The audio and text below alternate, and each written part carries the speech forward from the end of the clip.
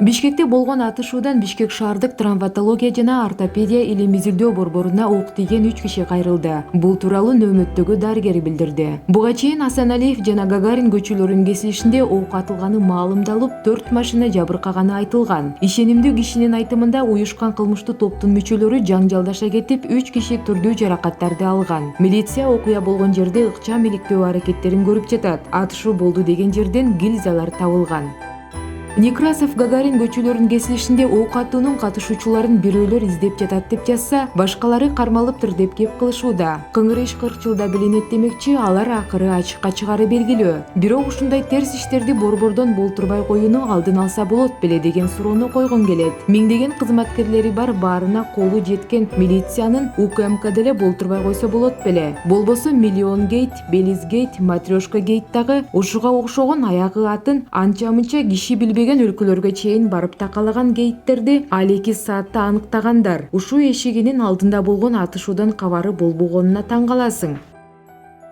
Бишкек шаарынын Асаналиев жана Гагарин көчөлөрүнүн кесилишинде ок атышууга дагы окуяга катыштыгы барлар кармалганын журналисттерге Ички иштер министри Кашкар Жунушалиев билдирди. Уюшкан кылмыштуу топтун мүчөлөрү менен жаштар арасында пикир келишпестик жаралган. 1995-жылы туулган 2 жигит кармалды. Алар уюшкан кылмыштуу топтун мүчөлөрүнө кол салышкан, деди министр Кашкар Жунушалиев.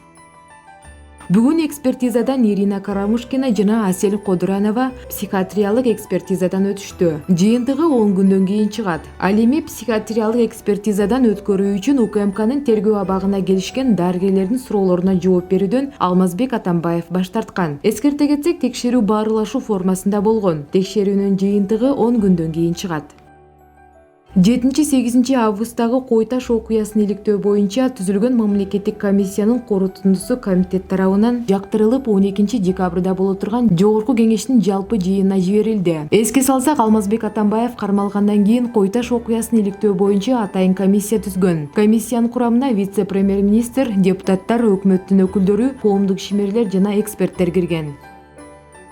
Соттук реформалоо кеңешинин 3-отурумунда баш прокурор Өткүрбек Жамшитов агынан жарылды. Анын айтымында кылмыштарды жана жоруктарды каттоо боюнча бирдиктүү реестр ишке киргенден бери тергөөчүлөргө жумуш көбөйүп, ишине оордугуна кызматкерлер жумуштан чыгып кетип же кызмат ордун алмаштырып жатышат. 151 тергөөчүгө 38.022 кылмыш иши туура келет. Ар бир кызматкерге бөлө келгенде 255 кылмыш ишин, мындан башка дагы 600 жоруктарды жана иликтеши керек. Учурда иликтөө иштерин жүргүзүү өтө оор абалда. Ал эми башталып калган иликтөөлөрдү токтотууга да болбойт.